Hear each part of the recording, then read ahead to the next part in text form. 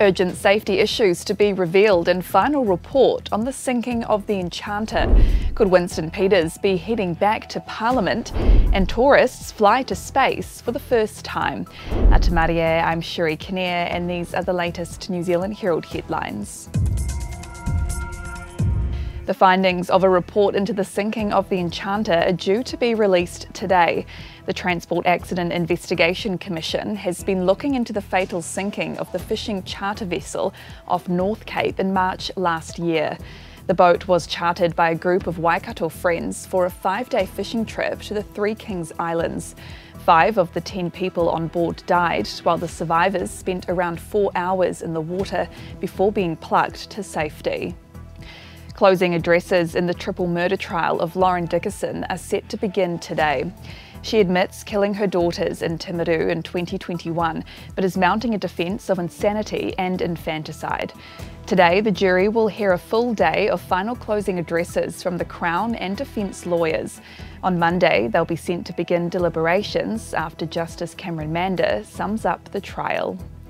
New Zealand First may be heading back to Parliament, but there's doubt the party's heading back to government.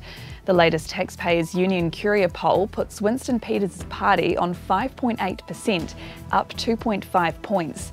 National and ACT have seats to govern at 61, while Labour, the Greens and Te Pāti Māori are out in the cold.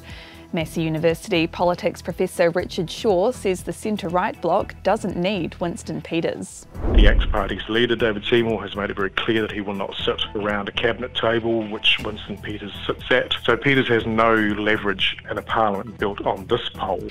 In world news, US President Joe Biden has officially declared a major disaster as wildfires scorch Hawaii.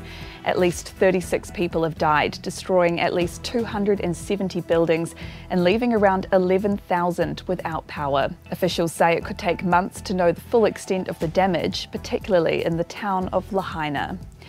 And Virgin Galactic has successfully launched its first space tourism flight, sending 3 passengers to the edge of space. The mothership VMS Eve took off from New Mexico. After reaching an altitude of about 44,500 feet, VSS Unity was released, and a short time later the passengers were given the all clear to unbuckle. They enjoyed zero gravity for a few minutes while observing the curvature of the Earth and the black of space. And those are the latest New Zealand Herald headlines. For more news worth knowing, head to nzherald.co.nz. Kia pai te rā. Thanks for checking out our YouTube channel. To stay up to date with all the latest news from the New Zealand Herald, click the subscribe button below or check out one of the videos here, and head over to nzherald.co.nz for more details on these stories and more.